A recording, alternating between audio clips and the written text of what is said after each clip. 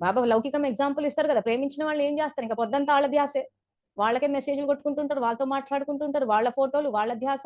వీలైతే ఇంకా అందరిని ఎదిరిచ్చేసి కూడా వెళ్ళిపోతారు. ఇక్కడ అంత సీనియం లేదు ఎదిరిచ్చేంత. కానీ అందుకే చెప్తున్నాను ఏంటంటే, అనుభవం అవ్వడం అంటే అక్కడ మీకు ఆయన తలుచుకున్నప్పుడు మీ యొక్క ఆత్మిక స్థితి మీకు అనుభవంలోకి వస్తుంది, అతి ఇంద్రియ సుఖం అనుభవంలోకి వస్తుంది. స్థితిలో మీకు ఏమవుతుందంటే మీరు సహజంగా మీ స్థితి ఆత్మాన్న స్థితి ఉంటుంది, స్థిరత్వం వస్తుంది, మీ వాచ ద్వారా జ్ఞానం వస్తుంది, మీ స్వరూపం ద్వారా కూడా సేవ జరుగుతుంది. ఇది యాక్చువల్ గా జరగాల్సిన పని.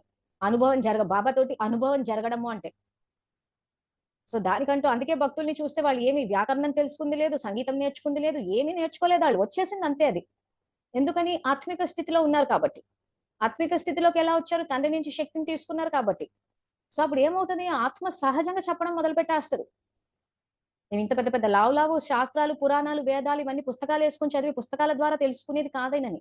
అందుకే శాస్త్రాల ద్వారా ఎవరు పట్టలేరు నన్ను అంటారు.